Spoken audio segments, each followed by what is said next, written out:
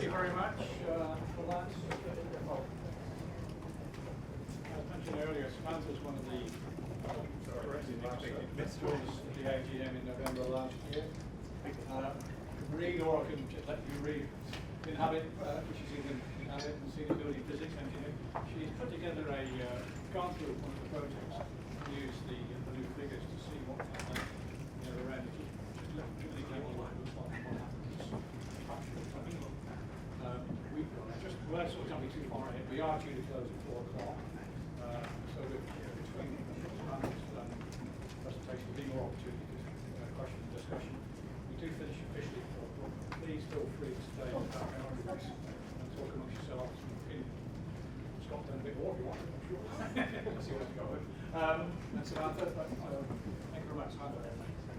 Hi guys, it's good to see you all here.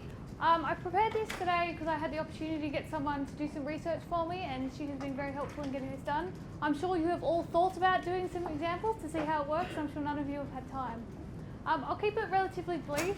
I just wanted to give everyone a heads up of what I've found so far and how we think we're going to progress, because somehow I think our glass box here is probably not going to comply under the new caps, as Scott has already said. With very good glass. Oh, I'm not so sure about that, Scott. Tracy Graham will say good glass. So this is my project. I had a site plan in there. Here you go. So this is at Bondi. For those of you who don't work in the city very often, the views from Bondi to the city are on the west-facing facade. So as you can imagine, we always have to maintain those views. As you can see, north is sort of shifted up there on the page. This is in the current version of Accurate. I model in Accurate. I know lots of people think I'm mad, but I don't really want to go to software training, so that's where I've stayed. And this is in the current version, is about to go to DA in the coming weeks before the caps change. So based on the current architectural proposal, this is what we have. This is the lower floor plate in the building for the podium. As you can see, we have standard single glazing to all our facades, except for our west-facing facade, which has 100% window-to-wall ratio, which is why the glass performance is so onerous with a solar heat gain coefficient of 0.3. As you can see, most of the apartments comply. 201 is one to watch. It'll change a lot, and it's just under the heating cap, just under the cooling cap. So you can probably guess where that's going to go. Is that a west face? Yep, so the apartment 201. So 201, 202, 203, 204, 205, 206.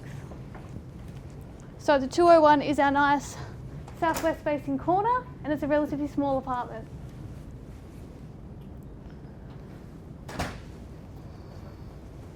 So under the revised caps, we have ended up with a U value of 3.6 and a solar heat gain coefficient of 0.47.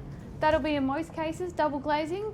That's double glazing to our sliding doors and to basically all our windows. And the apartment performance on the west has been maintained because 3.6 and 0.3 is sort of the technical limit in procurable glazing, and if we go below that, we're going to make lots of people very unhappy. This apartment here also had to have the spandrel panel put in for the full 1100 sill. So that's taking it from 100% glazing down to 70%. And I'm sure that's a figure that a lot of your clients are going to want to know. I'm sure they are prepared to accept it, but it's about, I suppose, communicating effectively that that's where it's going. As an interesting subset, I also looked at, on this part, I don't have the data here, but I also looked at a scenario where we put 3.6 and 0.3 to the whole floor plate, and what I found is the apartments 201 and 202 started to fail. So what we're going to find is that we're not always going to be able to have a consistent glazing solution for the whole development. So in this case, because apartment 201 and 202 are so close to the heating cap, if you use the lower solar heat gain coefficient glass, what we ended up is they were failing on the southwestern corner. And so I think this is going to be a real challenge for us as assessors, because it's going to be a balance between heating and cooling, and it's going to be a similar U value but different solar heat gain coefficients and purposeful solar heat gain coefficients across our facades, which ultimately we all have to learn to explain to builders, because builders say, but I just want one glass and I just want to put it everywhere because that's how I've built things for 50 years.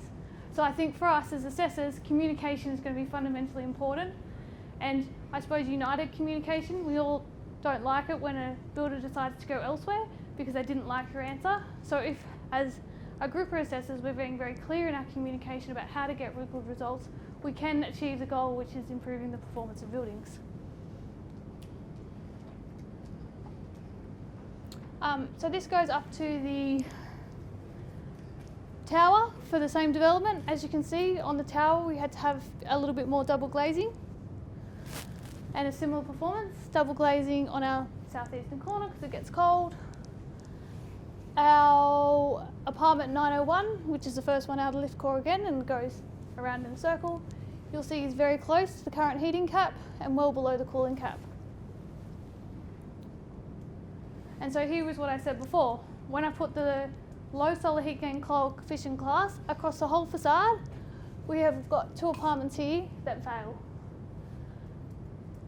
In these 2 apartments, we had to reduce to 70% window to wall ratio in that living room, obviously maintaining the openings to the bedroom because we all need a sliding door onto our balcony. That's a fairly important thing. However, when we look at the glass with the higher solar heat gain coefficient and we put that around, we end up with a slightly symmetrical picture. This is probably counterintuitive to most people, but if you remember the site plan from the beginning, we had lots of overshadowing, which is why some of the apartments up here have double glazing, which is counterintuitive because they are fully overshadowed for the whole height of the building, which is why they have that heating load. And we've got 2 apartments on this facade that have had to have a 70% window to wall ratio, but our top apartment, which visually will be seen and read as the same line, doesn't have to have the glazing reduced. So that puts our architects in a bit of a dilemma in terms of how we achieve a consistent outcome. And consistent outcomes, I think, are going to be the real challenge of the new caps in terms of coloration across the facade, because obviously that's important from an aesthetic point of view, and trying to get the values right to achieve a compliant solution. Does anyone have any questions about that particular case study before I move on to the next one?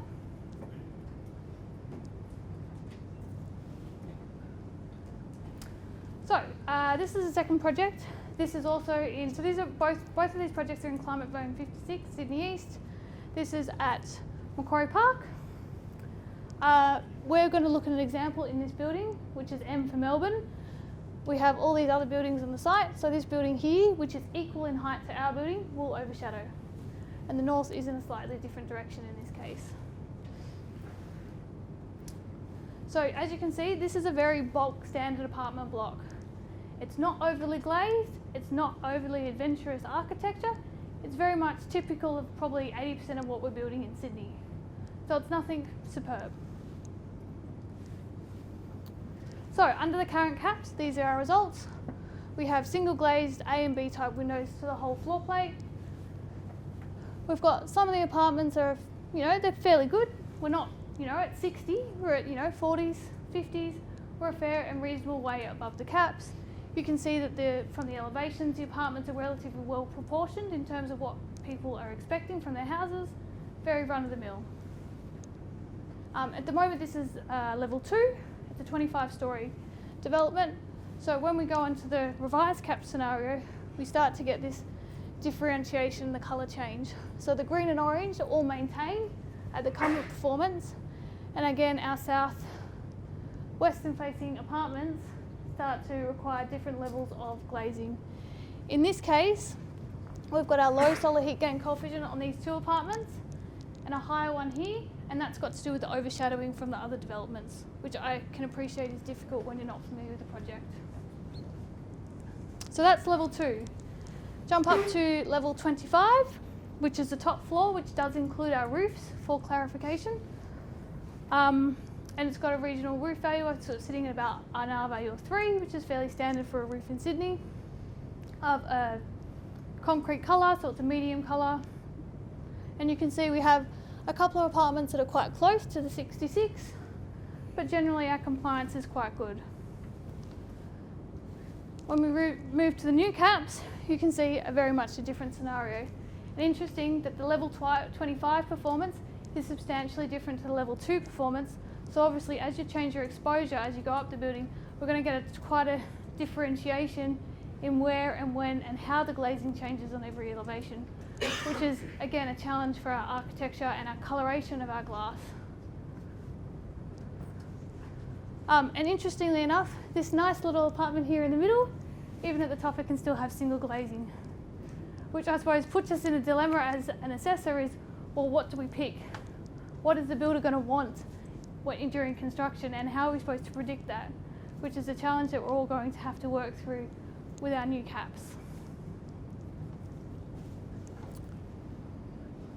And that's all I have, unless anyone has any questions. So to summarise, I would say that we're going to have challenges with the number of types of glazings we're going to offer our clients, how to achieve a consistent architectural vision for our clients, and how do we communicate this to the builders, which we hope that BASIX can play a role in. Because, you know, I don't know how many of you have met a builder that says, yeah, let's do something different. Because most of the ones I talk to on a daily basis, it's like, no, you're not going to change it. I want to do it the same way I did it 40 years ago. And clearly it is now the time to change. That's all I have, unless anyone's got any questions. Yes? When, so you go from single glazed glass, essentially fairly generic Yes. glass, and then the next step to the new caps, you find it's the big change in glazing performance, so basically going from the standard single glazing up to a double glazed unit? Yeah, and in this case, I've used the generic double glazed thermally improved frames. Yep. And yes, that's a substantiated change. I'm not sure if you do much work in the residential space, but when we've got such high amounts of glazing and so such low amounts of wall, it doesn't matter how much you change everything else, it doesn't really alter the outcome. Well, it seems like you almost have to go from one extreme to the other to sort of make it work in a new regime, essentially. Yeah. That would be very accurate, and that's what I'm worried about. Yeah. I have been talking to my architects, and I gave them a presentation, and they sat there in stunned silence. They didn't quite really understand what they were supposed to say. And it's, I suppose, because I work in the multi-residential space, it's quite challenging for me personally. I had a project, I gave them provisional advice in December. We're going to start concept design in 4 weeks.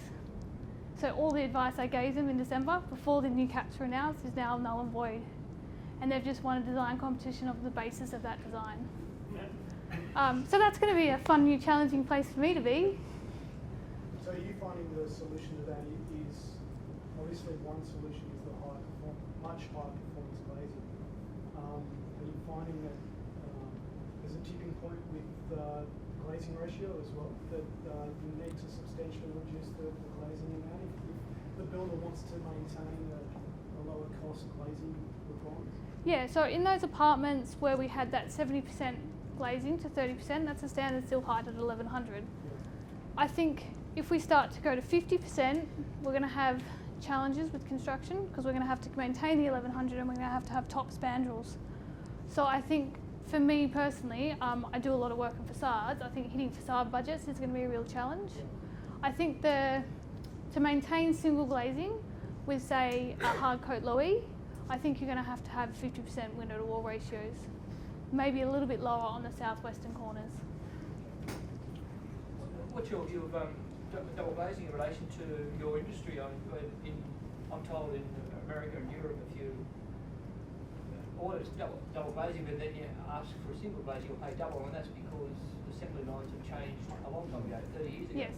And will not the same happen here, and therefore will, instead of double glazing being offered as a premium product, become more a standard item?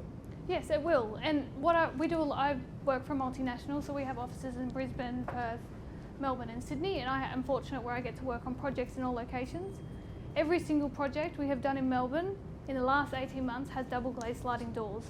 It's not a real problem, but I think the construction industry in Sydney is not ready for it. They don't have their procurement chain set up, and the builders are just like, oh my God, we can't do that, it costs too much. The reality is that's not true, but as the energy assessor, we're going to be at the brunt of trying to explain that to them on numerous occasions. So I think cost-wise, if you can try and stick to uncoated double glazing without a low E, I think that will come in as a reasonable price point for our cheap developments.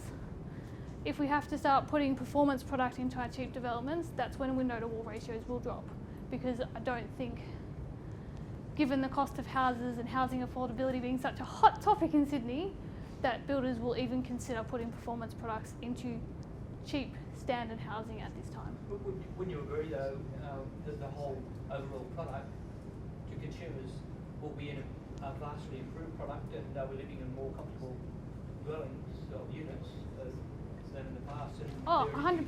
Their energy levels will be a lot lower. 100%. I think this is a change that we need to have. I don't know if any of you live in an apartment with 100% glazing, but I couldn't think of anything worse. It's not what I want to live in, but it's what the architects and the planners and the people in power are delivering. So I think this is a change and the correction the market needed to have. However, I think there will be challenges, particularly I do a lot of work in Sydney Council, and I am a function of design competitions. The way design competitions work fundamentally is very painful to energy assessors, because before they even engage us, the council has decided a winner on some architectural marvel.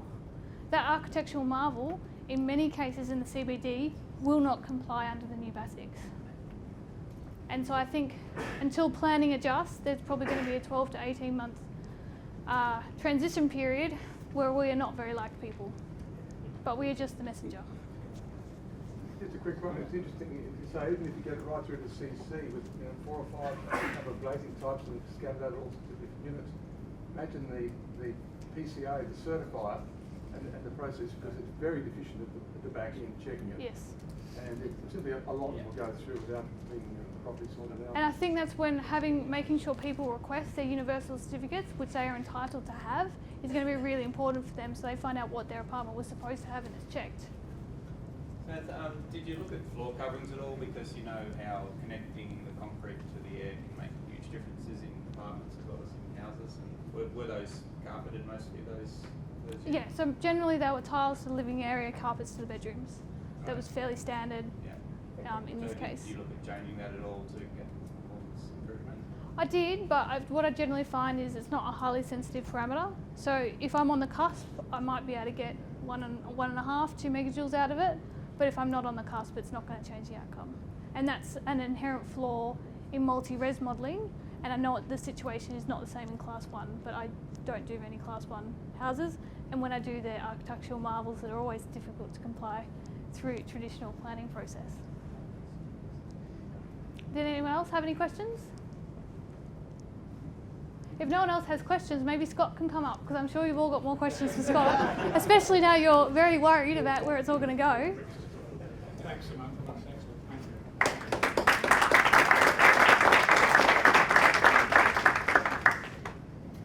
Well, we'll open the floor more questions with Scott or some questions emerging before we break. Nothing to do with Windows or City. Just what Samantha was saying before, you reiterated back in March that there was going to be some training information sessions for architects, building designers and builders. Is there any progress on that? Because well, I'm doing a second presentation to this through the HIA and the GAI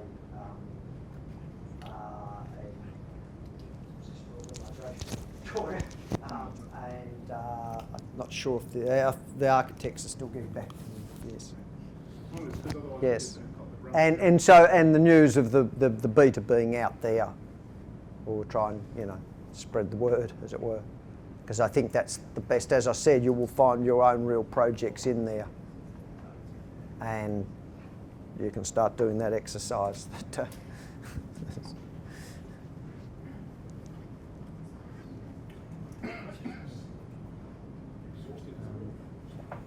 I just, assuming nobody else is, I'm just wondering, I'm very encouraged to hear that BASIX will aim for carbon neutral in the near future. I think it was 2030.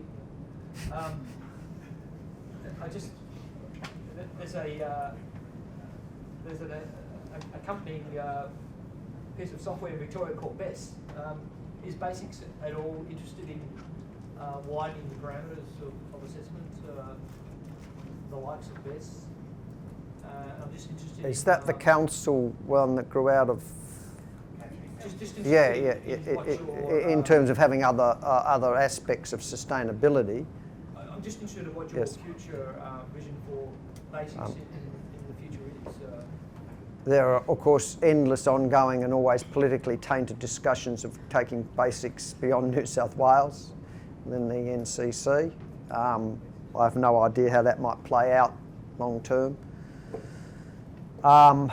We have had continuing discussions about possibilities of putting stormwater management for small scale stormwater management component in there, but again that's probably still in development. There's nothing immediate around the horizon.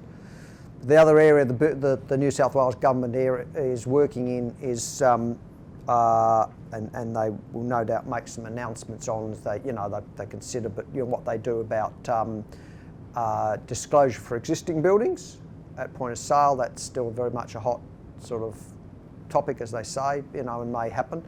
And in regards to that, better consumer information coming out of the BASIX certificate. So tied in with not only selling an existing home but buying a current home to have better explanation as to what the benefit is, which does help your clients, the builders, say, why would they do better? They will have some material to, as it were, market or say, look, this particular unit or this particular house is better.